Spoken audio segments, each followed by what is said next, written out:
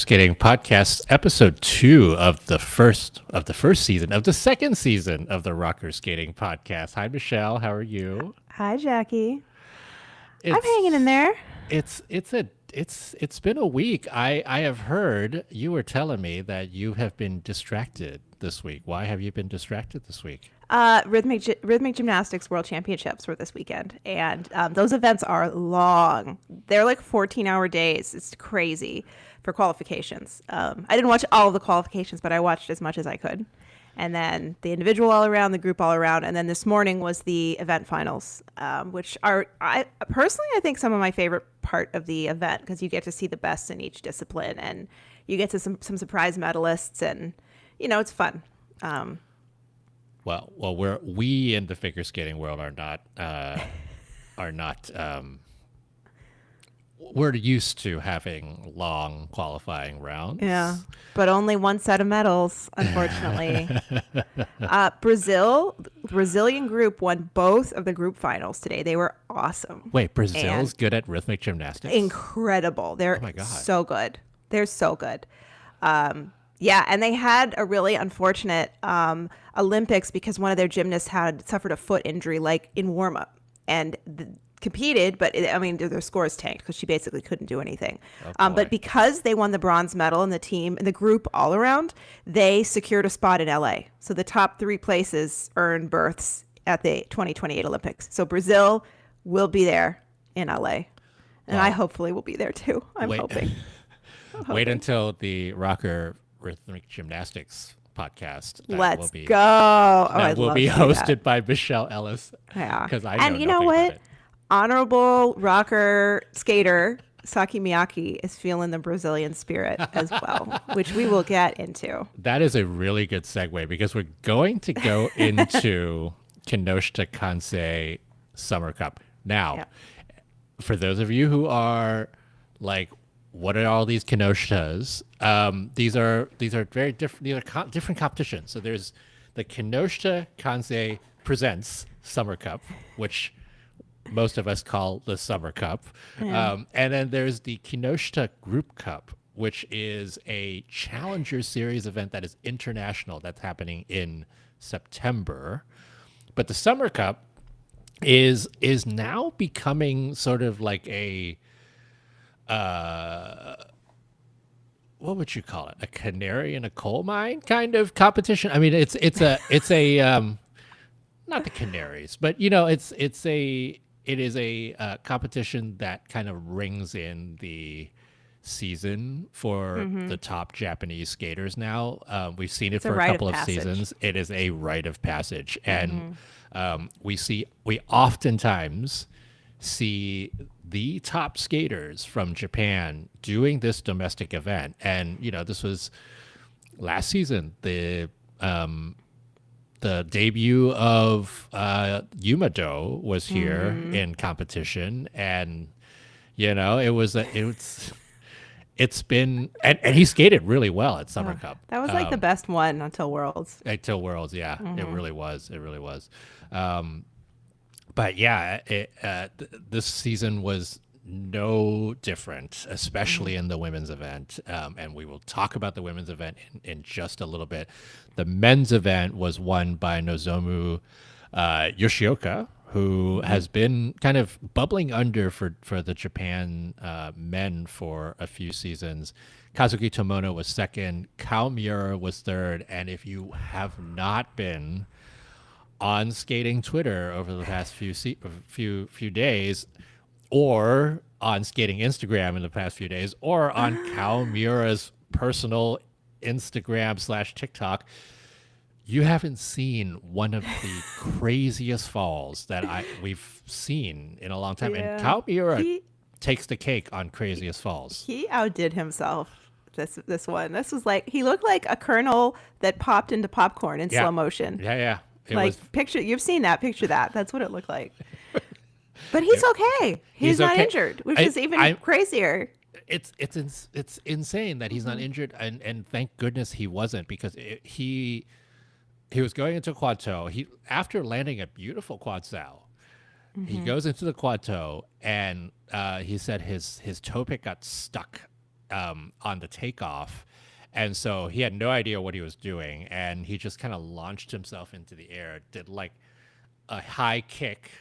It was, And yeah, did it like was a rotation comical. and a half and fell directly on his hip. Like Yeah.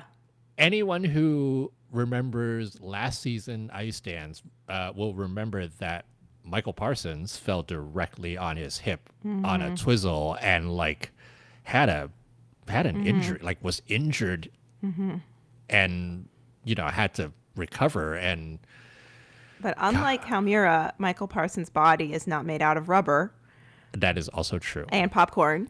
Yeah. So he had a harder time with it. But Cow is just popped up and finished the program. I mean, he was walking like he needed a cane for. And it's so funny he's skating to Jekyll and Hyde, because I really feel like a lot of times He is Jekyll Dr. and Hyde. Hyde Mira shows up Yep. when he's competing. Yep. There was a somewhat infamous fall that he had years ago on no, I don't think he was even doing a flying. I think he was going into like a back camel, and he completely just like slipped off his edge, and it was very musical. He did it at the very, very musical time of the program. He's got it like that. Yeah. Yeah. He has a way of having these crazy falls. But I think that's what makes his skating so thrilling, though. When he's on the way edge. he throws himself to it. Yeah. always on the edge. Yeah. But yes, Kamiura, he was 8th after the short, moved up to 3rd in the free skate. I think still in a lot of ways probably still kind of recovering from the end of last season. But that insane fall happened in the free skate. Yeah. And he was still 3rd in the segment. Yeah. So, Yeah. yeah.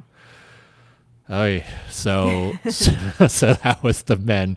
Sana Miyake was 4th, a 10th of a point behind Kamiura, but those were your medalists for the men's event. But oh my God, the women's event was out of control, and I mean that in a good way. Like, it was supposed to have been the Mao Shimada, Yuna Aoki, and Monet Chiba showdown, and Monet ended up withdrawing because she's recuperating from an ankle injury. We don't know how severe it is. She said she wanted to make sure she's ready for the challenger event, which is the Kinoshita Group Cup. So she's sitting this one out. But even then, Mao Shimada versus Yuna Aoki was a really good show. And then you had Saki Miyake, you had Mako Yamashita, you had Rion Sumiyoshi, Rinko Watanabe. Like, this is like a who's who. Half of them were wearing white in the free skate, and the ice is so bright. I was like, what's going on? Like, because in California, we have this weird phenomenon where like 80% of cars are SUVs and like 95% of them are white SUVs. I have a white SUV, but this was a very like white SUV array of costumes. Well, and anybody who's watched Summer Cup knows that these domestic events in Japan like to have their cameras high. Yeah. And so all you're seeing is is ice. so white. Yeah, it is like you are blinded by the ice, and then you have the white costumes, so they're just like camouflaging. But it is incredible though how different the costumes actually will look depending on where you are seated, because of the background and the lighting. Yeah. I'll go to the women's event, or the junior women's event, real quickly, because Mei Okada has one of the most beautiful costumes of the season so far, and it was made by Yuka Orihara's mother. Wow. Yeah. Wow. Yuka Orihara is her mom is the designer behind Moo Costumes. It's a very talented family. Very talented. But if you get a chance to see it, it's a beautiful costume. Anyway, back to the senior women. Let's talk about it. Let's talk about Saki Miyake. Let's talk about Saki Miyake because Brazil. we were right. We were at this point last year. We were like Saki Miyake needs a Grand Prix assignment. She does. She still does. Give it to her. Yeah. She has so much hang time in her triple toe. And I texted you this earlier, Jackie. I was like, when's the quad toe coming? She's clearly working on it. Did you remember that gala program Christy Yamaguchi had in the 90s? It was called Dupe. And she would do a spiral sequence and then look at her watch and then go back to the spiral sequence. I mean, there's that much hang time in Saki Miyake's triple toe. She's like, she could check her watch. Yeah. A quad toe is coming. I can feel it. It's beautiful. I mean, she's also amazing. If you remember last year, she has a triple axel too. And also a beautiful triple axel. Yeah. Didn't do it here. Has the pattern that's already like kind of tailor made for the triple axel at the very beginning that she did a triple loop on top of, and so you have to believe it's coming back. And boy, if that triple axel comes back, let's go. Watch out some more. Yeah, I like both of her programs. I love the Brazilian short program. That was, speaking of rhythmic gymnastics, that was the Brazilian group's routine in one of their routines in the Olympic season. And it's just so dancey and festive and fun. And I don't think Saki Miyake has any Brazilian ties, but I love that she's going for it and putting on that character. It's like very appealing and likable and fun. And it's like a challenge to keep up with that music. And she does it really well. Yeah. And this is just like her first outing. So I do love it when skaters go with high intensity music. But you really have to be good at keeping up with that music, or else it completely overwhelms you and not getting muddled. Yeah, I mean, similar but different. Yuna Aoki's short program is very like there's a lot of character in it. It's not nearly as fast paced, but she like performs the heck out of that program. I had that music in my head for hours after watching her skate. She just really fills it up and projects. I will be the first to say that I am not crazy about this cover of "Can't Take My Eyes Off You." I don't even care. I'm in it. She's so alive in it, and her performing it feels like pro skating, and it's like how relaxed and engaged with the audience and open. It's just like her heart is open and she's just shining, and it feels so accessible and warm, and you just get pulled into the performance with her. It's just really extraordinary. It's in a lot of ways like a continuation of La La Land.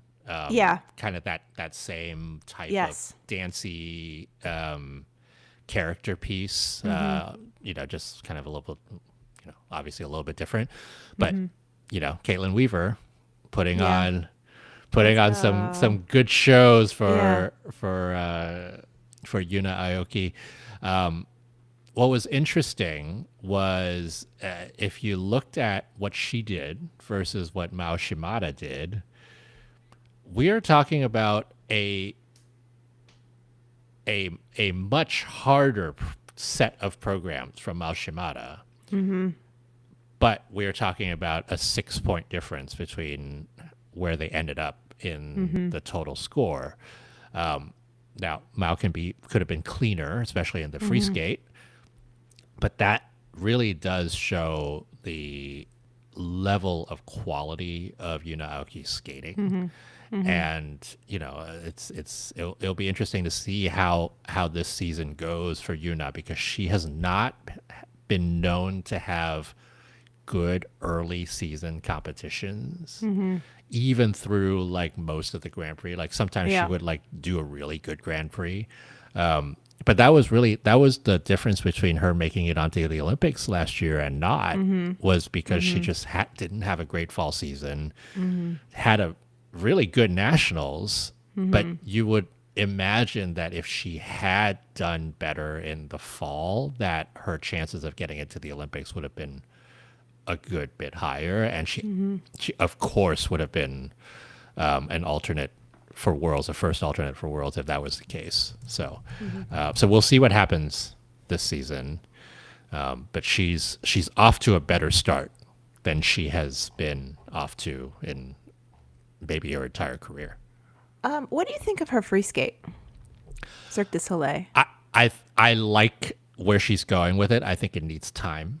It's a different program for her, right? Like if you look at the stuff that she's been doing over the past few seasons, she's been known for that tango short program, and she's been known for the La La Land free skate, and the going this direction is a step out of her kind of more recent comfort zones. What did you think? Yeah, I felt like I didn't immediately attach. I wasn't immediately attached to it. Like I wasn't engaged in it right away. I kind of feel like I need to watch it some more to get into it, which is not a way I usually feel with her. She usually has me right away. So I don't know. It's kind of an interesting choice, and I'd like to hear why she chose that music and went in that direction. But I think it'll probably grow on me as time goes on. I'm used to her doing, La La Land and just, bringing the house down, and it's just a different vibe. Different vibe. Yeah, I agree. But I do think because we've been so used to that La La Land kind of character, the short program was much more like relatable in like, oh, this is just the sequel for Yuna Aoki in this new season. But I will have to say, she has been toying with retirement for the last few seasons. She's kind of retired and come back, and then kind of retired and come back. Yeah. And I'm excited for her to hopefully find herself this season that she hasn't been able to the last couple of seasons. I do think that Four Continents win was a huge kind of mindset change for her. Where she beat Monet and Ami at that competition. Yeah. Two Olympic team members. And not only did she beat them, but she posted scores that were worthy of an Olympic medal. Right. And that changes the way that you think about it. It wasn't like what was it, Challenge Cup a couple seasons ago where she beat Kaori, or did she beat Kaori? Or she was second. Yeah. It was close. It was but that was one of those that like signaled a like, oh, me, Yuna Aoki, I can potentially actually go there. And that was the first like unretirement that she had. Yeah. Yeah. And then last season was supposed to have been her last season, and then she wins Four Continents, and she was like, wait a second. Yeah. I could do this. Yeah. Yeah. Yeah, I hope she finds herself on the world team this season, because I feel like she needs a shot. And the way that she tends to peak toward the end of the season, I really feel like she is a great shot at a world medal, if not a world title. But she needs to be on the team. And that's the problem. It's like you have to get on the team to have that opportunity. And being a Japanese woman, it's really challenging just to make the team. And you have to have a great fall season. Yeah. Like we have seen this before because of how the sort of body of work criteria happens. Is like if you have a really, really strong fall season and you like make it to the Grand Prix final and you medal at the Grand Prix final, not that it doesn't matter what you do at Japanese nationals, but it really puts you up there. And like you can't have a so-so season on the Grand Prix and expect to be like, oh, hey, here, I just got a silver medal. Like it doesn't work nearly that well. In the U.S. it does. It can. In the but US in Japan, it's like not happening. There's too much competition, and your teammates will have Grand Prix medals. Exactly. So, exactly. Yeah. I mean, we saw that with the U.S., right? Like the three women who made it to the Olympics. Like, unless they had a complete meltdown, it would have been really hard for them to not, because of what they did during the Grand Prix series.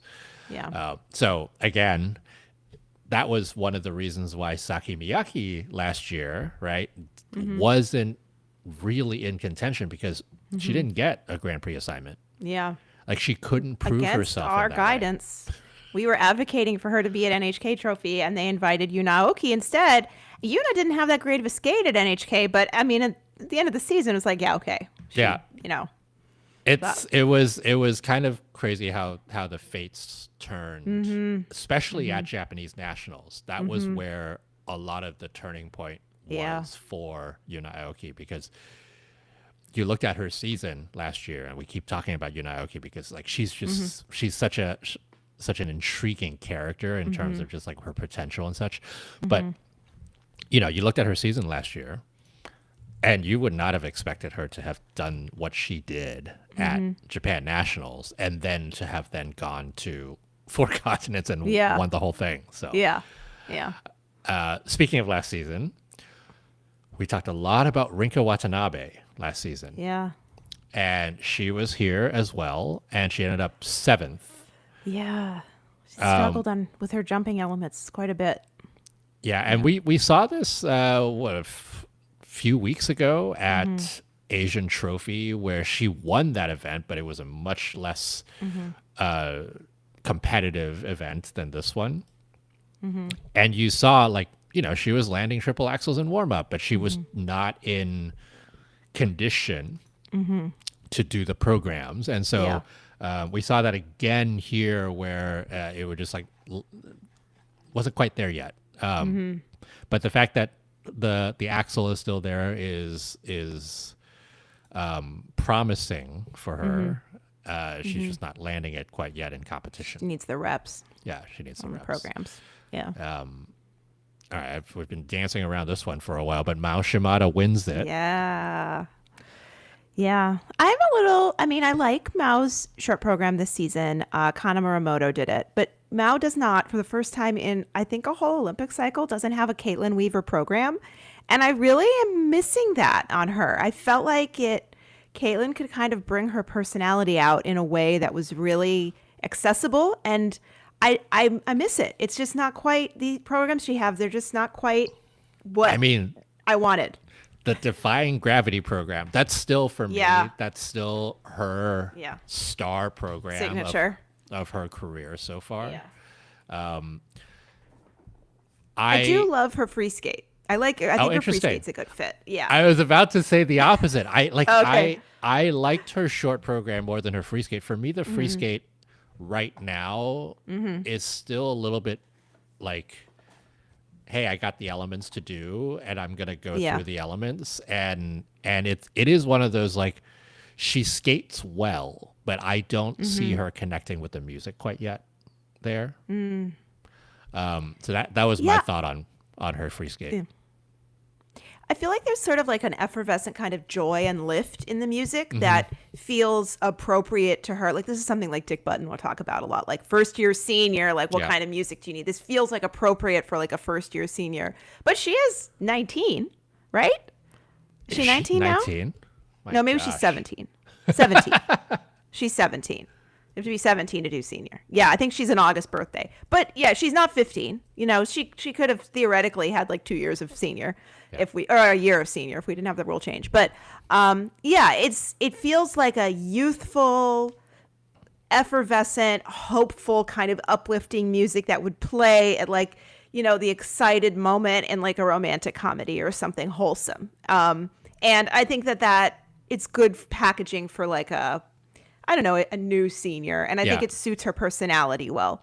But I also don't feel like it's something we haven't seen from her before. Like, this is her very much in her lane.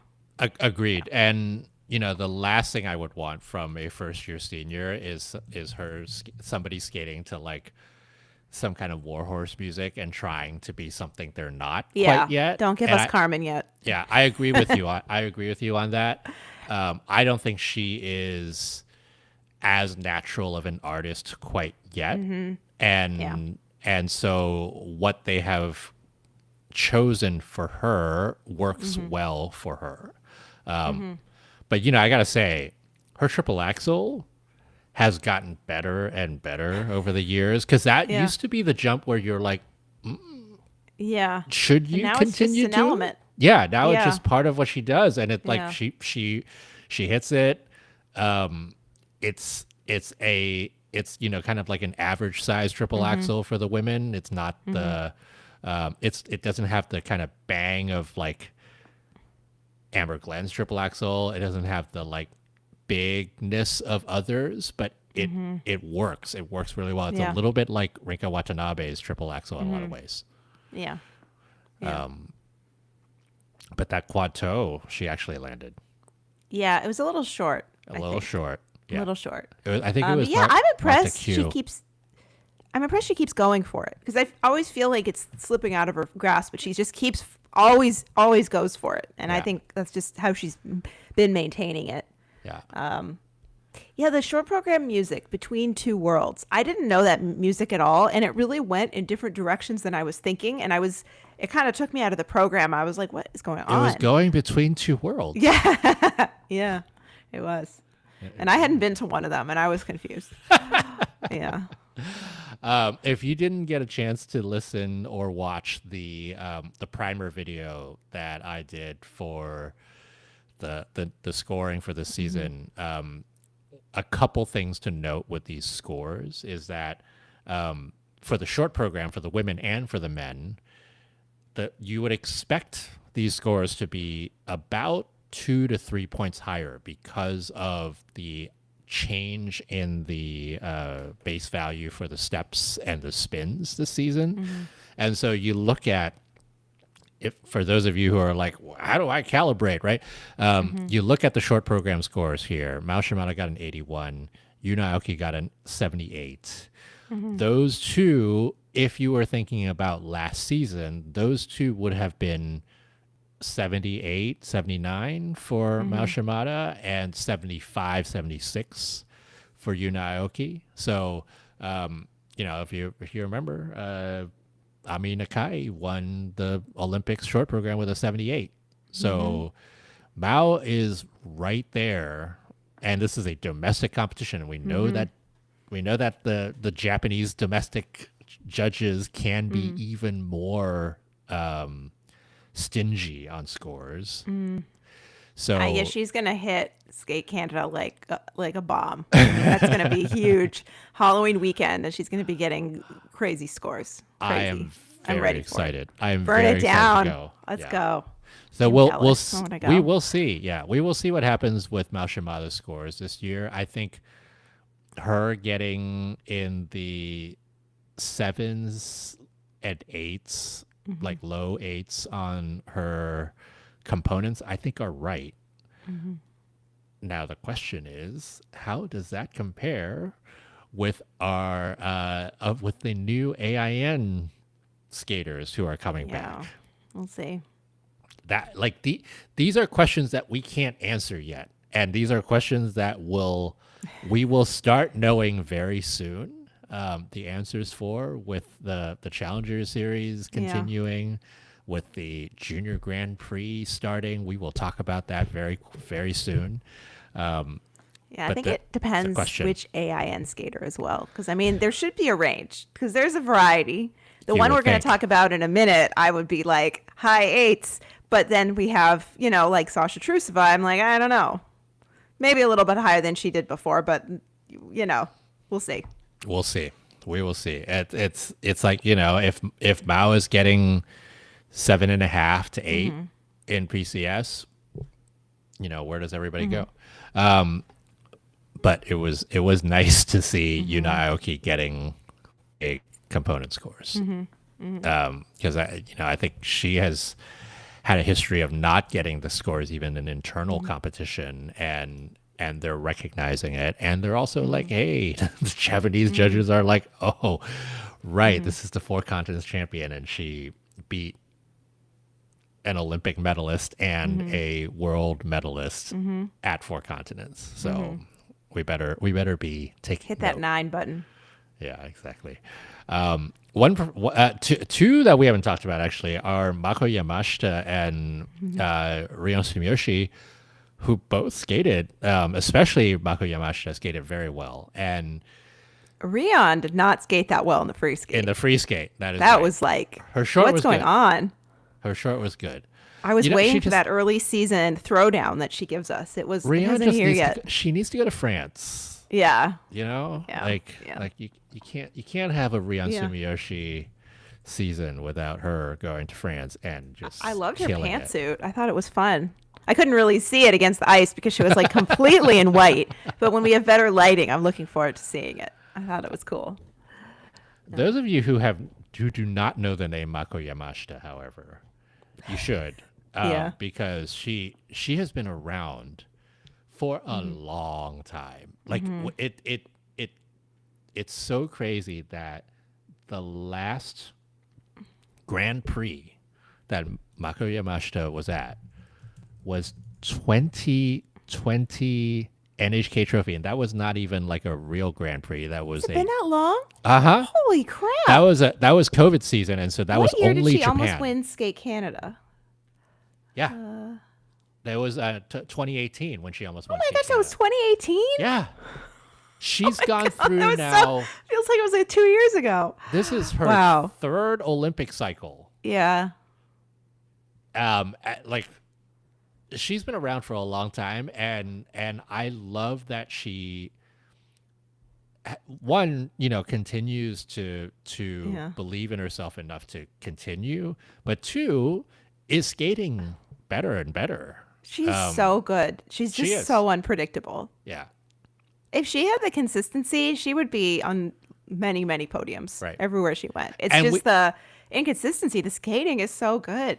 We thought in 2018 when she had that really good Grand Prix series, especially that Skate Canada. That was her debut at Skate Canada. She showed up and she almost won. Yeah. It was like, I think it came down to a under-rotated loop, and she didn't win because of that. But she was like very close.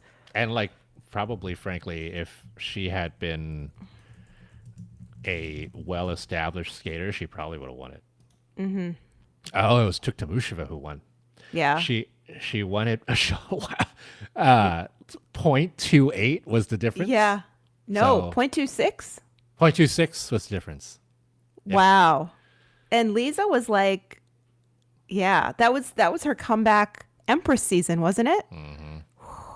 Nedvedeva was third. Yeah. I mean, we're talking about a good 8 years ago. I can't believe it was that long. That's crazy. So Mako Yamashita, one of those skaters to keep your eye on, because she does have a Grand Prix assignment this season. Mm-hmm. So this will be her first international Grand Prix appearance since 2019, because the 2020 NHK Trophy was Japan only. Mm-hmm. Well, Japan and sort of Korea. Yeah. So yeah, this is it's good that she is showing up well early this season, for sure. Yeah. Excited to see how this all goes, but I mean, wow. Like the fact that you and I just had a whole 30-minute conversation on the women's event at Kinoshita. We could do another 30 minutes. Let's go. Kinoshita Kansei presents Summer Cup. Yeah. Kinoshita is like the Carrie Lotion of Japan. I was going to say Smuckers, but the Amlac. Yeah. Oh my gosh. Prevagen. Satva. Yeah, Satva, Skate America. Okay. Yeah.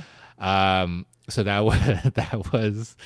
was our look back at Kinoshita. There were a couple other competitions that were happening that are important to talk about, but they were domestic competitions, including Ontario Sectional Series. We're just like talking about all these domestic events because I have to say the last few seasons, it wasn't totally domestic. Well, domestic in the formation of it, right? Like, because it actually, it's not an international event. It's a domestic club event where international skaters were skating. Yeah, because they train there.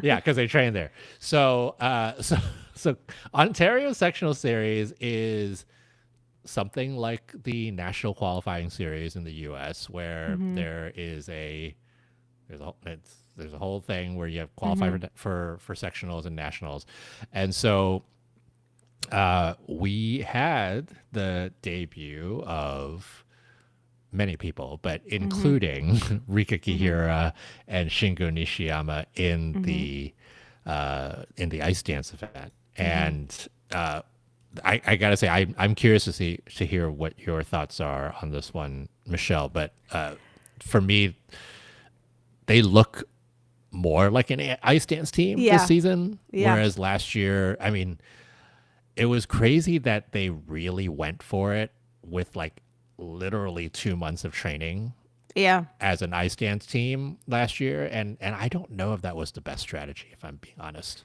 Yeah.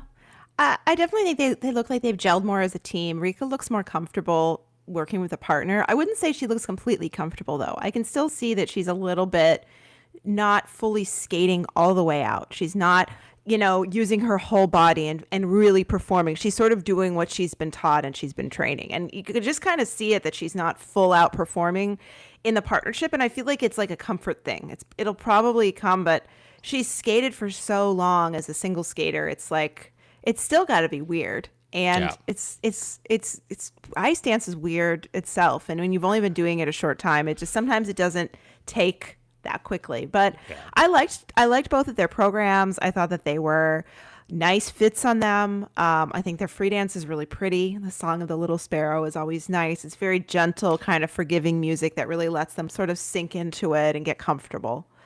It's a Satoko tribute. Satoko special. It's a Satoko special. I mean, Golden Hour is one of my favorite sort of relaxing songs over the past couple of a couple of years, and I love that they're skating to that. I agree with you. I think the music choices work well for them. I am again happy that they're not trying to do some kind of warhorse music, because it just for me, when new ice dance teams or new para teams go into warhorse territory, I'm like, you're not there yet. Like, let's not go there yet. Well, usually, I will say that, but I Usually. think Shingo is an exception because when he skated with Utana in their first season together, when they were juniors, they did this Don Quixote free dance that was so fabulous. And right away, it was like, holy crap, this team is amazing. And then they broke up because I don't know.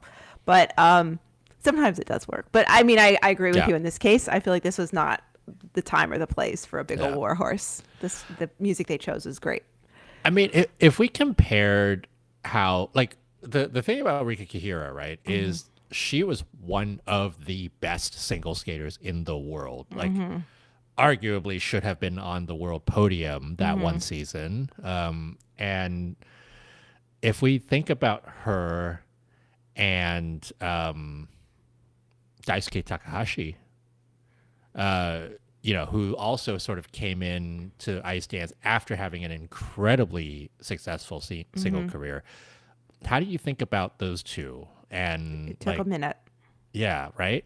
I mean, it took Daisuke a while, and I know it's harder to be a man in ice dance because you have to lead and you have to do the lifting, and it's like you're setting the tone. Yeah, it really took him a while to get comfortable, and I don't know if I'd say that he ever fully looked completely comfortable. That freaking back injury, like Yeah, it just it took the extra Olympic cycle of Daisuke Takahashi, the ice dancer, out of the equation, because yeah, that last season where they competed, I thought they were getting somewhere. yeah. And I mean, what they still would make random mistakes though. That I Yeah. feel like was a psychological thing of the Yeah. just tracking and just not having done it long. It's just having a different mindset. right. Yeah, I feel like it's easier in well, like we don't have compulsory dances anymore, but in dance when you have like when you're the girl, you're always following, and it's easy to like follow the way you're led and the way you're taught. But when you're the man and you have to initiate it and initiate the movements, it can be tricky. And he was probably, I don't know, it's hard. Dance is hard. Yeah. The curious case of Shoma Uno and Marin can't Honda wait. coming up. I can't wait. Yeah. It will be interesting to see, like, are they going to have those types of things? What I was saying earlier was Rika and Shingo deciding to give the Olympics a go, right? Because they had just paired up, what it was like June or July of last season, and then they were like, yeah, we're going to go for it. Whereas Shoma and Marin they've been skating together in shows for a few years now. And then they got serious about training for ice dance. And I wonder what the difference is going to be there, because like I just feel like Rika and Shingo having that first like half season of like, oh wait, you're not quite a team yet. Like you're both good skaters, and Shingo, you are an ice dancer, but like Rika, you're not there yet. Yeah. I just wonder how much of that sticks in people's minds, and by people I mean the judges. Maybe. You know, whereas I feel like the Shoma and Marin thing is like they're coming in having honed a number of these things that you're talking about, like the the tracking, the pairing, the lifts, all the stuff that like. And they both came to it new. Like they were on the same learning curve together. Yeah. And neither Rika nor Daisuke had that with them. And they both paired up with pretty exceptionally talented ice dancers. So there was immediately a contrast, and it was always them trying to catch up to their partner. Yeah. It's just different. It will be interesting. I mean, the corollary to that is Kushida Shimada, who also, like Shoma and Marin, came in both as single skaters going into ice dance. And there's a certain kind of like difference in the way that they came in versus like you said, right, like a single skater coming in with an established ice dancer doing that. So yeah, I think we'll see how the rest of it goes. But that was, Ontario sectional series was an interesting one because you got to see that. You also got to see the ice dance team who did win was Robinson and Ports, who I think you did you tell me you really liked them in the free dance? No. Somebody told me they really I wasn't able to find their programs earlier today when I tried to watch. Yeah. I'm not sure I know them very well. The second place team, Veon and Brandis, I know pretty well. I really like their rhythm dance. They're doing like a rock flamenco. It was cool. I'm not sure about their free dance though. They have the Tron program, and I don't think Tron really works for anybody. It's very one-dimensional, and they're such a good, like, expressive, character-driven team. I was just kind of like, I don't know, just like not what I expected that they would do. But I'm gonna watch it again and see how I feel, see how it grows. You didn't like Max Aaron's Tron program? It was fine. I think the one I probably liked the most was that Russian pair team with a really tiny girl that was just basically the one with the crazy triple twist. Yes. And I felt, but that was because their skating wasn't very expressive. It was all these really thrilling performance elements, and that worked well with the like kind of cool feeling of the Tron music. I just don't feel like there's a lot of like character movement feeling in the Tron music. It's just very sparse. Yeah. The grid. I will say Robinson and Ports were 5th last year at Canadians. Therefore, they are currently remembering them. They are currently the second highest ranking Canadian team. Because Gilles Poirier is not here, Lejoie Legat broke up, Fabry Ayer broke up, and L'Oreal Legat are still here, and so they're the number one Canadian team on paper right now. And so Robinson and Ports. I don't know what happened to my brain, but I cannot remember this team at all. I'm going to need to watch them. And I watched like the whole Canadian dance event last year. Yeah, watch all of it. The teams I liked all broke up. So, yeah. Yeah. I know we say that, but there's 2 new teams in Canada that I'm pretty sure go 1, 2. I'm pretty sure.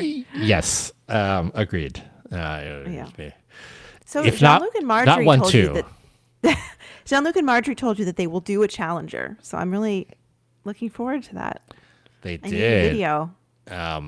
It'll be interesting which one they end up going to, because it's like they've got they want to be probably as late as they possibly can so that they can Warsaw Cup. Get that extra Warsaw Cup. Oh my God, we'll talk about Warsaw Cup another time. But like the whole thing last year was like the number of season best scores at Warsaw Cup Oh were my God. Yeah. incredibly It's like obscene. Mordovian ornament. Yeah. Anyway, back to what we were talking about. Yeah, it'll be interesting to see where they go. My guess is they're probably going to go to like Trialetti Trophy or Dennis Ten Memorial or something like that before they do NHK. So yeah. Oy. So yes, Ontario sectionals. David Bondar wins it. Brecken Breston won the women's event. Donovan Carrillo was right behind David Bondar in silver. He's an interesting one because he's not a skater who tends to shine in early season competitions. But what's interesting about Donovan is I think there's a certain amount of confidence that he is now bringing to his skating and his jumps that is like, I feel like there was a while when Donovan just felt happy to be there, and now he's like, I want to actually score big scores, Compete.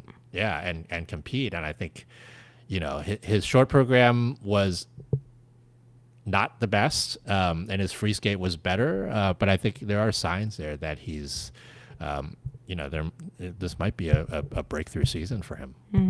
So who knows? So many things are happening. But what we do know is that the Junior Grand Prix series is about to start. I Can't believe it. I cannot believe it. Like, speaking of competitions with lots and lots of skaters, yeah. we're about to go. Oh my God. I was excited to see that there are skaters from Taiwan in multiple disciplines at this event. So good for them.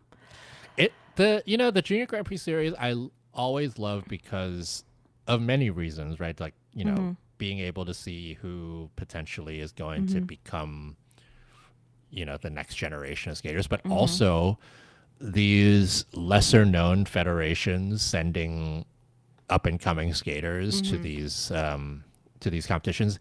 And even if they're not necessarily up and coming and they're like doing double toes or whatever, it's good to see the representation. It's good to see the spread of the sport to other parts of the globe that we just generally have never seen before, right? Yeah. Like, we had skaters at Junior Worlds from Kyrgyzstan and from just different places. We have skaters from India at this week's Junior Grand Prix. Andorra. Unfortunately, the skater I'm most excited to see is from a country we are very familiar with in figure skating, Russia, as AIN2, and that is Sofia Zepka. This girl is an artist. She is so good. She is such a beautiful skater. And I've seen clips of her from domestic events and like on Instagram, but I'm really excited to see her compete. She is really special. She has lines, she has artistry, and she's from a smaller school. She's with Ekaterina Moiseyeva, who I'm not familiar with. And then Max Zavazin is also one of her coaches. So Max Zavazin, the former U.S. ice dancer. Yeah. And he's been coaching singles for a while. Remember, he was on Adelina Sotnikova's team. Yeah. Yeah. The women's event, we're talking about the Junior Grand Prix in Xi'an. So this is the China Junior Grand Prix that's coming up this week. It's going to be it's always the women's events at these Junior Grand Prix are always the ones that are like, oh my God. So Sofia Zepka, she replaced Kostyalieva. Yeah. Who you were saying had an injury. Yeah, she was trying to get her quads back under control, like regain her quads for the competition, and she just had like a muscle injury from that and withdrew. And I was so frustrated because I saw a quote from her coach, Evgeny Plashenko, like, she's working on she's going to have Saukow and Toe in her program, and she's working on getting Lutz in there too. And then like 4 days later, she withdraws from the event because she has an injury from training quads. And I'm like, this is just a Junior Grand Prix event. Like, come on. We're in August. Yeah. So I feel bad for her. I was, I hopefully she'll still get to make her Junior Grand Prix debut later this season. But I'm really excited to see Zepka because she's very special. Not senior eligible, so she was born and she just had her birthday, so she's got to wait another year. She's just 17, but with an August birthday. But I do think the crazy thing about the juniors is that their season, if you are expected to go to Junior Worlds, their season is a little bit longer than the seniors season. Well, their bodies can handle it. Yeah. But it's crazy how much they'll have changed by the time we see them at the Junior Grand Prix final, because they have like 2 or 3 months off to train. Absolutely. You mean the Junior Worlds? Junior Worlds. Well, Junior Grand Prix final and then Junior Worlds. And then Junior Worlds. It's like we have these big blocks and And these are junior kids. skaters. Yeah. These are junior skaters. So they not only grow physically within 8 months time or whatever it is, but they also some people learn new jumps. Some people lose jumps. Some people it's a much more it's a much more volatile season for junior skaters than it is for senior skaters, because they are all still growing up, and so the whole like, do we need 3 quads for the first Junior Grand Prix of the season? It's probably not. Like, you don't need even 1. I mean, yeah.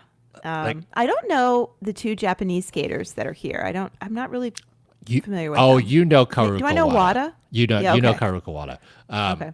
This is her. I think this is her 3rd junior season. She was a breakout 2 years ago, Karuka Wada, and last year she was on the Junior Grand Prix again, and she kind of lost some of the rotation on her jumps and just didn't have a great season. I'm curious to see where she goes this season.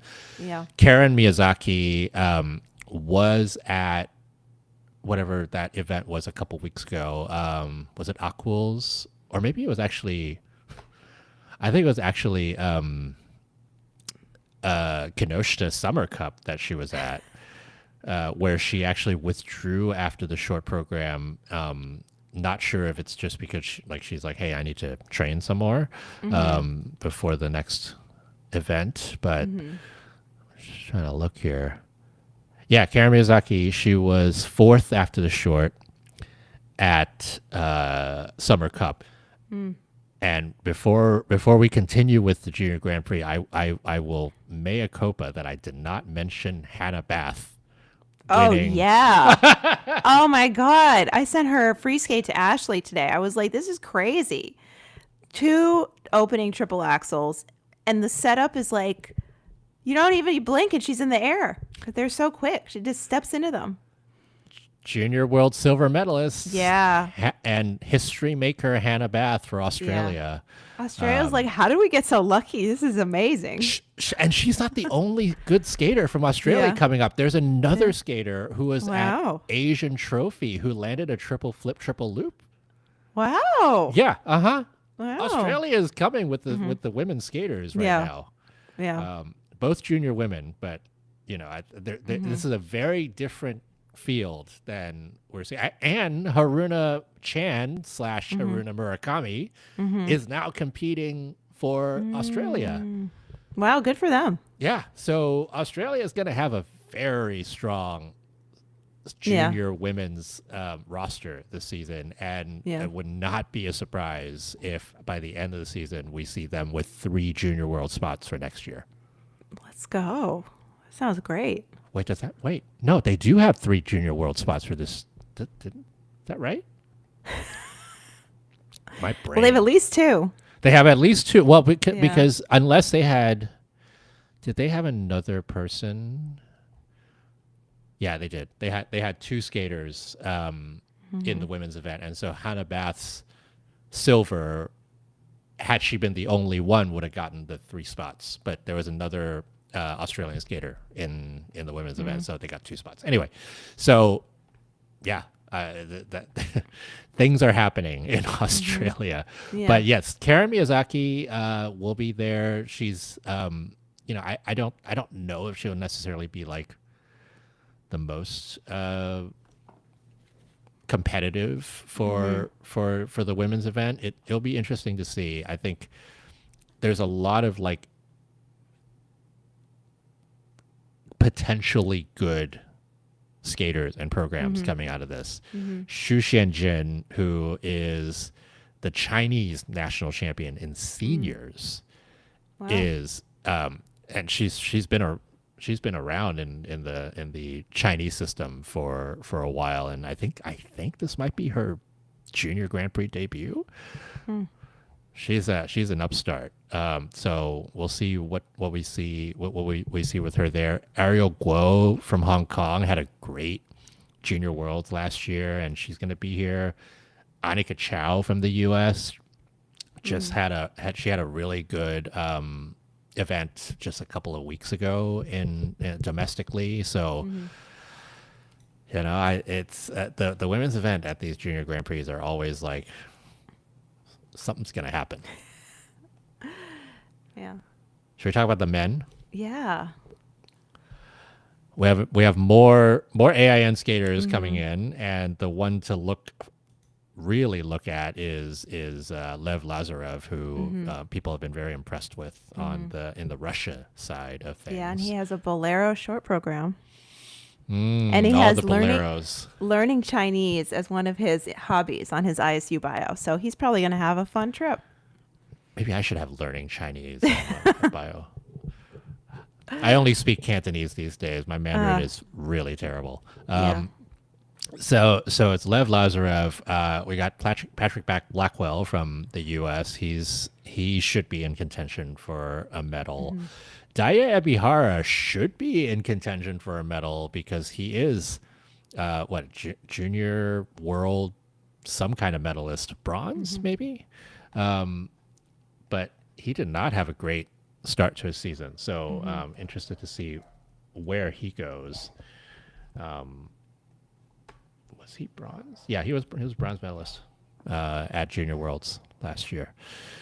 So this is a less less sort of cutthroat competitive field as the women are, but there's going to be some potentially really good skating here. Grayson Long is here from Canada. Boren Liu from China. I will say there is something of a renaissance of Chinese skating that these Junior Grand Prix are going to potentially give us. Lots of interesting things. Lots of interesting things going on for the Junior Grand Prix. But we're talking about 26 men, 34 women. Oh my. And there's only 10 pair teams. Yeah. But it's a lot. It's a lot. If you are interested to watch these, they will be streamed on the ISU YouTube channel as always. And Ted Barton and Mark Hanratty will be there. I think they're calling this one remotely, but they're usually in the arena calling these competitions. They will be tirelessly going through all of these skaters, and it'll be a really good experience for a lot of these skaters for sure. Yeah. Well, that's going to be the start of the Junior Grand Prix series. We have 7 of these coming up. Oh my God. They won't all have pairs, so enjoy the pairs while you have them. They won't all have pairs. 1, 2, 3, 4, 5, 6, 7, 8. No, 7 of them. Yeah. Yeah. We have a couple little senior things we need to talk about, though. Oh, we do. So Lila Fear and Lewis Gibson posted a teaser on Instagram as to what their free dance is going to be. And I'm very woefully behind on like popular movies. So I don't really, but it looks like it's something to do with Cars, like the movie Cars or something about cars. I think the last car related movie I saw, and I didn't even see it, I think was just watching the trailer, was like the Lindsay Lohan, like Herbie Fully Loaded movie. Like I have no idea what's happening here. I would appreciate an explanation if someone knows what's going on. I'm very curious that they've chosen this theme. What was it specifically like the cartoon cars, or is There it were like like car sound effects in it. themed? And it was like, this is something about speed. And so people were guessing. Someone was thinking maybe it was F1 themed. Yeah, I was gonna say, is it like the Ferrari movie? I don't know. What else was there cars for? Yeah, I don't know.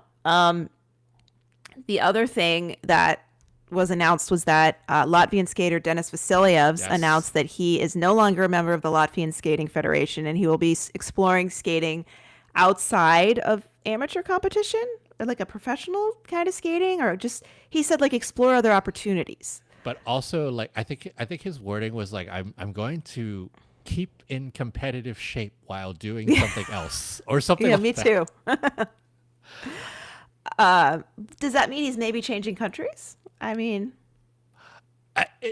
A lot of people thought that was a retirement announcement, Yeah. but I did not see anything about retirement. I did see Yeah. that he was taking the season off. well, he has one Grand Prix assignment. It's Cup of China. And if he withdraws from that, depending on when he withdraws, I think before we have the list going of like, We should The have next- a list by now.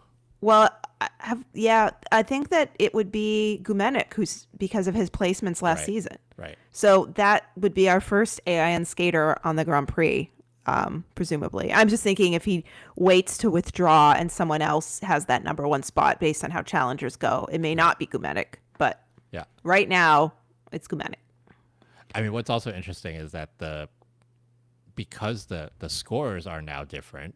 Again, go watch my primer if you haven't had a chance to. I watched it. Yeah. Yeah. But the men especially are going to score lower than they did last year. In general, they should score lower.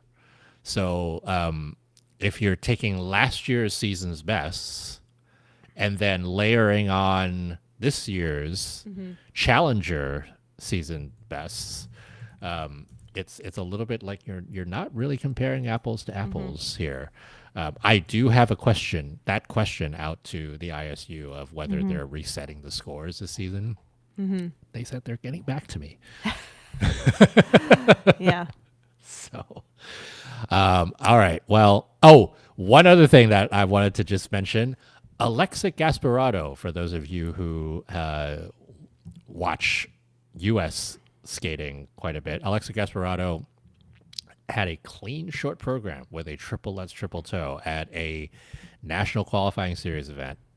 Let's go. That Good is for her. that is a good sign for her. She's always had like jumping talent wise, just one of the most natural jumpers. And I know she's been working on both consistency and also just her basics. And it'll be interesting to see if she can harness that potential into something even more than just like, oh, she can, land a triple axel here and there. It's like, if she can really get her skating together, she could be a force to be reckoned with. Yeah. She's awesome.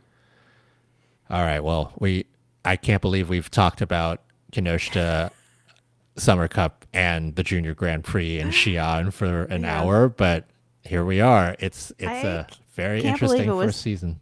8 years ago that Mako Yamashita almost won Skate Canada. You're blowing my mind. Feels so recent.